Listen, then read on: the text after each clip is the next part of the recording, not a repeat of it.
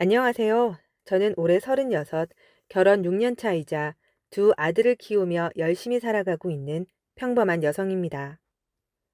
여러분은 살면서 뉴스 사연에 소개됐던 적 있으세요? 저는 사기를 당할 뻔한 피해자로 뉴스에 방송됐던 적이 있어요. 그것도 시부모님으로부터요. 그 기막힌 사연 지금부터 들려드릴게요. 남편과 저는 사이가 참 좋아요.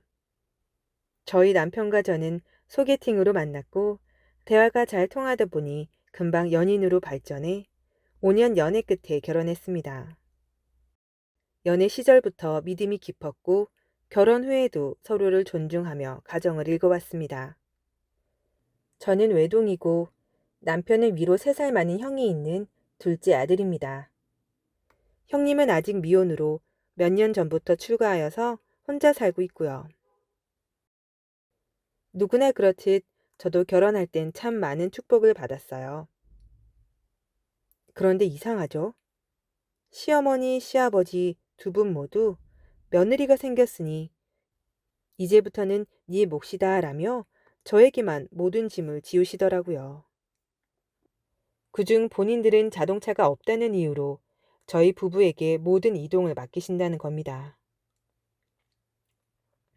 저희는 아직 아이도 어리고 맞벌이로 하루하루 빠듯하게 살아가고 있는데도 불구하고 우린 차가 없으니까 둘째네가 좀 해줘야지 라는 말로 끝내시네요. 한 번은 날이 좋은 주말이라며 시부모님이 당신들 친구에게 아기를 보여줘야 한다고 하신 거예요. 손주들 자랑하고 싶어 하셔서 온 가족 총 출동하고 왔는데 가서 밥값도 저희가 지불하고 왔네요. 아기들까지 데리고 저희 차로 모시고 갔으니 당연히 어른들이 내실 줄 알았더니 지갑을 안 가져왔다는 황당한 말씀을 하시더라고요. 어머님도 남편이 계산하는 거 보셨으면서 입을 꼭 다물고 아무 말씀도 안 하셨습니다. 고맙다거나 잘 먹었다거나 우리가 계산했어야 했는데 같은 입에 발린 소리도 전혀 없으세요. 심지어 집에 가는 길에 휴게소에 들렸는데 제가 화장실 간 사이에 시어머니는 신랑에게 커피와 간식까지 사오라고 시켰더라고요. 제가 남편에게 눈치를 줬더니 남편이 시어머니에게 기름값이라도 달라고 말했습니다. 엄마, 우리가 먼 길 왕복하고 밥값도 냈는데 택시비다 생각하고 주유비는 한번 내주세요. 알았다고 시큰둥하게 대답하셨지만 몇 개월이 지나도 강간무소식이었죠. 설마 했지만 역시였어요. 주유값이라고 해봤자 얼마 되진 않지만 어머님의 심보가 저는 너무 얄미웠어요. 그런데 이 모든 과정에서 큰아들은 단 한 번도 얼굴을 비치지 않아요. 여전히 연락조차 잘 안 되고 어머님이 형님은 바쁘다고만 변명을 대신해 주세요. 시아버지는 몇 해 전 사업에 실패하시고 신용불량자가 되셨어요. 연금도 없고 일도 안 하세요. 그래서 그 집에 가면 늘 저희 부부가 밥값을 냅니다. 주유비, 톨게이트비, 커피 한 잔까지도 저희 몫이죠. 그뿐만이 아니었습니다. 아, 이번 달 카드값이 모자라네. 휴대폰 요금이 연체됐어. 약값이 없다. 저희도 대출 갚으며 아이 키우고 살림하는데 마치 우리가 자동 이체되는 ATM인 줄 아는 듯한 말투와 태도에 점점 지쳐가기 시작했습니다. 저희 부부는 힘들어도 참고 또 참았습니다. 그래도 부모님인데, 그래도 가족인데, 지금은 힘드신가 보다. 그렇게 생각하면서요. 그렇게 한 달, 두 달, 몇 년이라는 시간이 흘렀어요. 그동안 남편과 저는 시부모님 명의로는 대출이 안 되니 저희 명의로 대출을 받아 갚고 또 갚고 돌려막기를 했습니다. 무언가 이상하다고 느끼기 시작한 건 작년 가을이었어요. 둘째야, 이번에 이사 좀 도와줄 수 있니? 지금 살던 곳 말고 좀 조용한 동네로 옮기려고 해. 그 말에 저는 당연히 전셋집을 구하신 줄 알았어요. 그런데 들고 있는 서류가 임대차 계약서가 아니라 사업자 등록 신청서였습니다. 사업을 하신다고요? 응, 작은 간판집이야. 예전에 너희 시아버지가 하던 거 이번엔 잘 될 거야. 순간 이상한 예감이 들었어요. 예전에 사업 실패하고 신용 불량자가 되셨던 그 사업, 그 이름과 똑같은 상호였거든요. 저는 조심스럽게 여쭤봤습니다. 이번에도 혹시 저희 명의로 대출 받으시려는 건 아니시죠?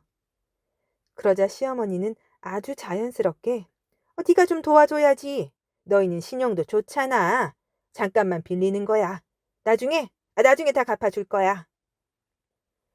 저는 머리가 하얘졌습니다. 그리고 일단 집으로 돌아왔습니다. 그런데 시어머니로부터 문자가 왔어요. 아들, 대출 실행될 거야. 그럼 나오자마자 바로 뜨는 거야. 휴대폰의 미리 보기 기능으로 문자의 내용이 보였고 이게 무슨 말인가 싶어 문자를 눌렀더니 삭제된 문자였습니다. 눈앞이 흐려졌어요. 아들이라고? 민기 씨? 아니면 형님? 나오자마자라니. 저는 무슨 일이 벌어지고 있다고 직감했고 제가 그 일에 먹잇감이라는 걸 알게 되었죠. 저는 주말에 다시 시댁을 찾아갔습니다. 대출건으로 다른 서류가 필요하다는 이유에서였죠. 하지만 사실은 시어머니의 휴대폰을 확인해야 했기 때문이었어요. 커피숍에서 만나기로 했고 커피와 디저트를 시켜드렸어요. 시간을 끌다가 시어머니가 화장실을 갈 때를 노려야 해서 이런저런 얘기로 시간을 끌어야 했어요. 식은땀이 나고 손발이 떨려왔지만 태연한 척했죠. 눈치채지 못한 시어머니가 화장실을 갔고 그때를 놓치지 않고 저는 가방에서 시어머니의 휴대폰을 꺼내 문자를 확인했어요. 저희 부부가 늘 휴대폰을 신형으로 바꿔드렸기에 비밀번호는 이미 알고 있었어요. 형님의 생일이었죠. 문자를 확인하는 순간 저는 소름이 끼쳐왔어요. 회사 일로 바쁘다는 형님과 주고받은 문자에는 며느리인 저에게 마지막으로 크게 사기를 쳐서 그 돈을 가지고 해외로 도주하자는 계획의 내용이 있었습니다. 저는 문자 내용을 서둘러 사진으로 찍어두고 휴대폰을 다시 어머니 가방에 넣었습니다. 호흡이 가빠져서 더 이상 앉아있을 수가 없었죠. 어머니가 오시자 대출권으로 은행에서 오라고 한다며 먼저 일어나겠다고 자리를 급히 떠났습니다.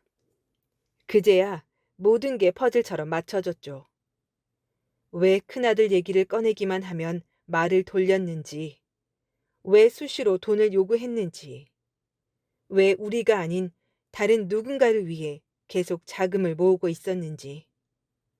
그들은 사기죄로 감옥에 있는 큰아들의 출소에 맞춰 다시 한탕을 준비하고 있었던 겁니다. 그리고 그 재료는 저희 부부였던 겁니다. 그날 밤 저는 남편에게 모든 걸 털어놨고 남편도 눈물을 흘리며 말했습니다. 미안해. 형이 감옥에 있다는 거 사실 알고 있었어. 엄마 아버지가 절대 말하지 말라고 했어. 형이 불쌍하다고. 그리고 우리까지 엮일까 봐 사실 무서웠어. 저는 말없이 아이들 방을 보며 생각했습니다. 이대로 두면 우리 아이들까지 이 말도 안 되는 사기극의 희생자가 될 수도 있어. 그래서 저는 결심했어요. 이제 그만두자. 그리고 끝내자. 다음 날부터 저는 시부모님의 모든 계좌, 명의, 대출 관련 서류를 정리하기 시작했어요. 제가 대신 갚아온 대출, 자동이체로 빠져나간 금액들, 계좌 이체 내역, 그리고 시부모님과 주고받은 문자와 통화 녹음까지 모두 정리했습니다. 그리고 법률 상담을 받았어요. 변호사는 말하더군요. 이건 단순한 금전 문제를 넘어 계획적 사기로 볼 수 있습니다.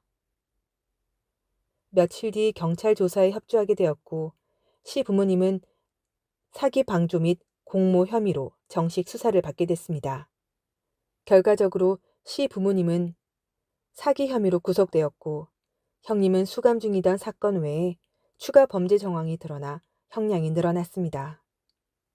한때는 가족이었고 제가 부모님이라 부르던 사람들이 뉴스 속 자막으로 등장하는 걸 보며 마음이 씁쓸했지만 한편으론 속이 다 후련했습니다.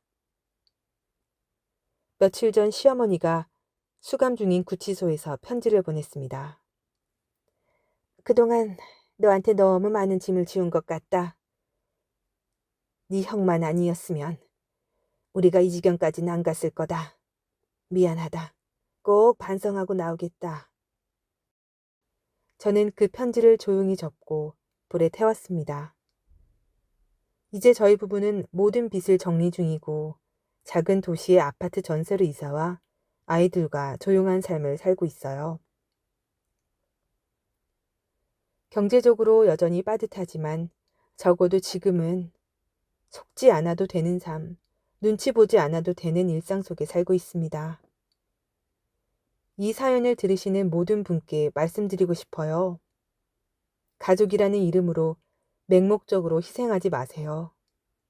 사랑과 신뢰는 조건이 아니라 행동으로 증명되는 것입니다. 그렇지 않다면 그건 가족이 아니라 지속적인 이용입니다. 안녕하세요.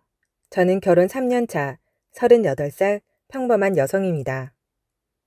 오늘은 제가 결혼하고 겪었던 그리고 결국엔 뒤집어버린 10월 뒤 이야기를 들려드릴게요. 긴 이야기지만 누군가에겐 작은 위로가 될지도 몰라 조심스레 적어봅니다. 처음 지금의 남편을 만났을 땐 모든 게 좋았어요. 각자의 회사 회식을 같은 식당에서 하게 되면서 우연히 지금의 남편과 마주치게 되었고 그 사람이 제게 말을 걸어왔어요. 사람 많은 데서도 당신이 눈에 확 띄네요. 잘 웃으셔서 그런가 봐요. 어딘가 허세스럽지만 귀엽게 들렸어요. 그렇게 동갑인 지금의 남편을 만났습니다. 6개월 만에 결혼 얘기가 오고 갔고 저는 그 사람을 믿고 모든 걸 걸었습니다. 하지만 평화롭기만 했던 날들에 빨간불이 켜졌습니다. 문제는 시댁이었죠. 처음 시어머니를 만난 날을 전 잊지 못해요. 제 손을 꽉 잡으시더니 이렇게 말씀하시더군요. 화장 좀 연하게 해. 며느리는 조신하고 얌전해야지. 시댁 어른들 앞에서 튀지 마라. 그때부터 무언의 압박이 시작되었습니다. 결혼 후 신혼집은 시댁에서 차로 10분 거리. 가까운 만큼 자주 배워야 했고 시어머니는 일주일에 2~3번은 아무 예고 없이 들이닥치셨어요.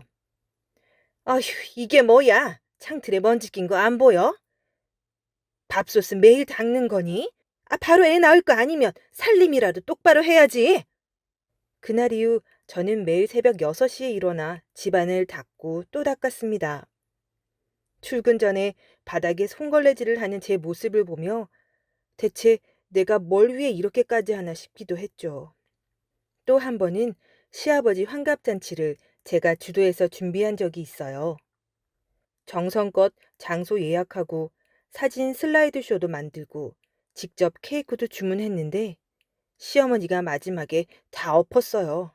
내가 우리 친척들 모시려면 호텔 연회장으로 해야 한다고 몇 번을 말했니? 이 촌스런 레스토랑에서 무슨 잔치니 이게? 저는 그날 화장실에서 울었습니다. 눈물 닦고 다시 나와서 웃어야 했거든요. 며느리는 감정도 숨기고 접어야 한다는 걸 그때 처음 배웠습니다. 아이 문제로도 스트레스가 심했어요. 결혼한 지 1년이 다가오자 시어머니는 대놓고 물으셨어요. 너 혹시 병원 가봤니? 우리 아들은 건강하니까 너한테 문제 있는 거 아니야? 그 순간 남편 얼굴도 하얗게 질렸지만 시어머니를 말리지 않더군요. 그저 머쓱한 웃음으로 넘어가려 했죠. 그런 남편에게 실망했던 그날 밤, 저는 친정 엄마에게 전화를 걸어 서럽게 울었습니다. 엄마, 나 왜 결혼했을까?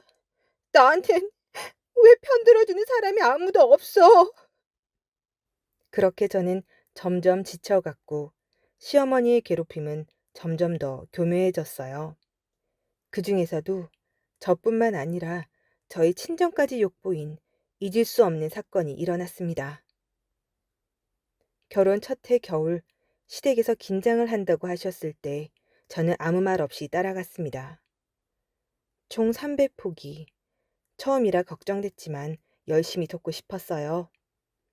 그런데 막상 도착하니 시어머니는 저를 친척들 앞에 세워놓고 이렇게 말씀하시더군요.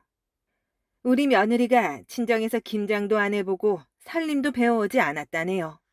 우리 때는 그러면 시댁에 죄 짓는 거라 시집도 못 보냈는데 오늘 교육 좀 시켜주세요. 그 말부터 자존심도 상하고 친정엄마를 죄인 취급하는 것 같아 가슴이 답답해졌어요. 김장을 시작하고 얼마 지나지 않아 시어머니는 저에게 예, 고춧가루가 아깝다 하시며 다시 버무리라고 소리를 쳤어요. 이건 양념이 아니고 먼지냐? 이래서 도시 여자들은 안 돼. 며느리가 이 정도도 못하면 집안꼴이 말이 아니지. 그 자리에 있던 고모님이 조심스럽게 말렸지만 시어머니는 더 큰 소리로 말했죠. 시집 왔으면 기본은 해야지. 이게 체면이라는 게 있어야지 않겠어? 저는 울지 않으려고 고개를 숙인 채 차가운 김치 속을 다시 손으로 뒤적였어요. 온몸에 김치 국물이 배었고 무릎이 까질 정도로 앉아 있었는데 그 누구도 저에게 물 한 컵 건네지 않았어요. 그날 집에 돌아와 무릎을 씻는데 시퍼렇게 멍이 들어 있었고 손끝은 다 헐어 있었어요. 그걸 본 남편은 고생 많았어 라고 했지만 저는 사람 취급을 못 받고 있는 게 속상했어요. 어느 날 시어머니가 갑자기 예고도 없이 저희 집에 오셔서 현관을 들어서자마자 제게 말했어요. 냉장고 한번 보자. 신혼집은 냉장고를 보면 그 집안이 보여. 말릴 틈도 없이 냉장고 문을 여시더니 채소칸을 보고 혀를 찼습니다. 이 시든 상추 좀 봐. 너네는 이렇게 먹고 사냐? 우리 아들은 이런 거 못 먹어. 장 보러 같이 가자. 교육 좀 받아야겠네. 그날 저는 손에 냉동 닭다리를 들고 마트에서 시어머니의 설교를 2시간이나 들었어요. 너 이렇게 살림하면 우리 아들 고생해. 애 키우면 더 심각해질 텐데 어쩌려고 그러니? 저는 그 자리에서 마침내 이렇게 말했죠. 어머니, 저 회사 운영하고 있어요. 하루 12시간 일하면서 이 정도 살림하는 것도 저한텐 벅찰 때가 있어요. 완벽하지 않을 수 있어요. 그래도 저 나름대로 잘해보려고 노력 중이에요. 하지만 시어머니는 고개를 돌리며 이렇게 말하셨어요. 며느리는 노력하는 걸로는 부족해. 결과를 보여야지. 그 말을 듣고 그날 밤 저는 마음속에 단단히 결심을 했어요. 이제는 저 자신을 지키겠다고요. 다음 날 작지만 제가 직접 운영하는 회사에 친한 직원 한 명이 말하더군요. 대표님, 요즘 웃음이 없으세요.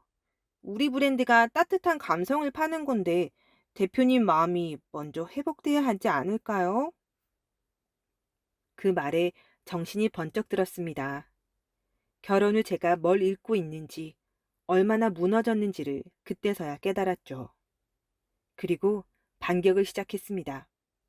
첫 번째는 거리두기였어요. 일주일에 3번이던 시댁 방문을 2주일에 1번으로 줄였고 시어머니가 불쑥 오시는 건 문을 잠그거나 비밀번호를 바꾸면서 대응했어요. 어머니, 갑자기 오시면 제가 회의 중일 수도 있고 외출했을 수도 있어요. 헛걸음하시지 않게 미리 연락 주시면 감사하겠습니다. 두 번째는 남편 교육. 남편과 단둘이 앉아 진지하게 이야기했어요. 여보, 나 더는 참을 수 없어. 당신이 날 지키지 않는다면 이 결혼도 더는 지킬 이유가 없어. 남편은 처음엔 당황했지만 제 눈빛이 심상치 않다는 걸 느낀 듯 결국 달라졌어요. 그날 이후 남편은 시어머니에게 저를 앞세워 말하기 시작했죠. 엄마, 그건 우리 둘이 결정할 일이야. 간섭하지 말아줘. 세 번째는 사이다 반격. 명절 아침 시댁에 모인 친척들 앞에서 시어머니가 또 잔소리를 시작했어요. 요즘 며느리들은 집안일도 안 하면서 힘들다고 말만 하더라고. 우리는 다 참고 살았는데 말이야. 그때 저는 정중하게 일어났습니다. 어머니, 맞아요. 어머니 세대가 많이 참고 사신 거 존경합니다. 하지만 저희 세대는 참기보다 말하는 법을 배웠습니다. 서로를 진심으로 가족으로 생각한다면 대화하고 이해해야죠. 참고 눌러버리면 결국 서로에게 아프고 지우지 못할 상처만 남아요. 순간 거실이 조용해졌고 잠시 후 누군가 정막을 깨는 박수를 쳤어요. 그건 뜻밖에도 시할머니였습니다. 맞는 말이여. 이제는 시대가 바뀐겨. 며느리라고 다 참고 살아야 쓰겠나? 그날 이후 시어머니는 저를 조금씩 다시 보기 시작했어요. 몇 개월이 지나 시어머니가 갑자기 전화를 걸어오셨어요. 얘야, 우리 같이 여행 한번 가는 게 어떻겠니? 뜻밖의 제안에 놀랐지만 저는 응했습니다. 경주로 2박 3일. 처음엔 어색했지만 그날 밤 술 한잔 하시고는 그러셨어요. 사실 너 봤을 때 질투 났다. 네? 나는 애 낳고 살림만 하느라 내 이름 석자도 잊고 살았는데 너는 네 이름으로 일하고 너만의 세상이 있더라. 그게 부럽고 두렵고 그래서 괜히 군기잡으려 했던 것 같아. 그 말에 제 마음이 울컥했습니다. 어머니, 그거 아세요? 저는 오히려 어머니처럼 사는 삶이 대단하다고 생각했어요. 온 가족을 위해 자신을 희생하는 거, 그거 아무나 못하잖아요. 우린 그렇게 서로의 상처를 인정했고 조금씩 가까워졌습니다. 지금 저는 제 회사를 다시 활기차게 운영 중이고 남편과도 서로에 대한 존중이 더 깊어졌어요. 시어머니요? 가끔 제 브랜드 신제품을 보시고는 이런 문자를 보내세요. 며느라기, 이거 너무 예쁘다. 나도 입어봐도 되지? 그럴 때면 저도 웃으며 답장하죠. 어머니, 그럼요. 제일 먼저 드릴게요. 이 사연을 듣고 계신 누군가가 지금 10월된 늪에서 허우적대고 있다면 꼭 말해주고 싶어요. 참기만 하지 말고 말하세요. 그게 사랑이고 진짜 가족이 되는 첫걸음입니다. 그리고 무엇보다 당신 잘못이 아니에요. 제 사연 들어주셔서 감사합니다.